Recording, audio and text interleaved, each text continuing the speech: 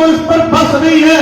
دار ارقم وہ جگہ ہے جہاں پورے کفار نے مشورہ کیا تھا دار الندوہ میں بیٹھ کے کہ پیغمبر کریم کا کام تمام کریں گے.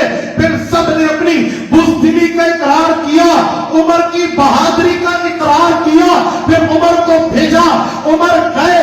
پہلے عمر کا ارادہ تھا تلوار سے کام تمام کروں گا.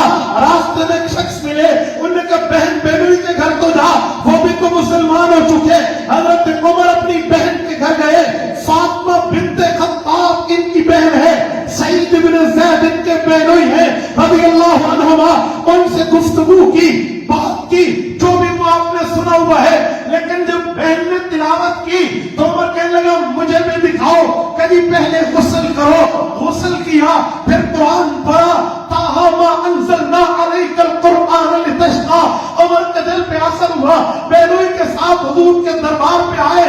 ادھر پہلے خبر مل چکی تھی کہ عمر سر لینے کے ارادے سے آئے گا, تو حضرت پاک کے پہلوان چچا حضرت حمزہ رضی اللہ عنہ تیار تھے کہ میں دروازہ کھولوں گا, دیکھوں گا کس ارادے سے آیا. حضور نے فرمایا حمزہ نہیں, ابھی تو نہیں, میں دروازہ کھولوں گا.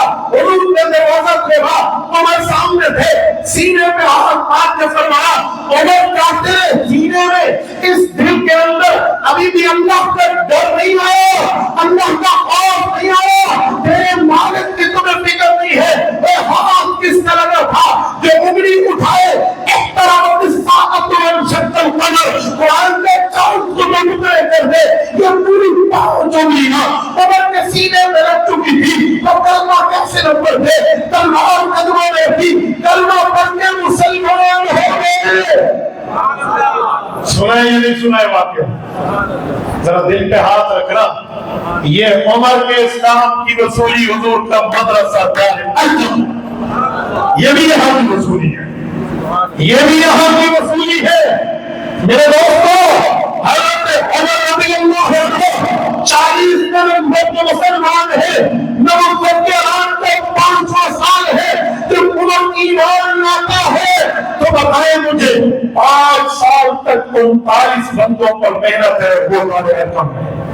حضور اپنے مدرسے میں بیٹھے, جس مدرسے کے مدیر حضور ہو, جس مدرسے کے محترم حضور ہو, ان کے طالب علموں کی شان کیا ہو.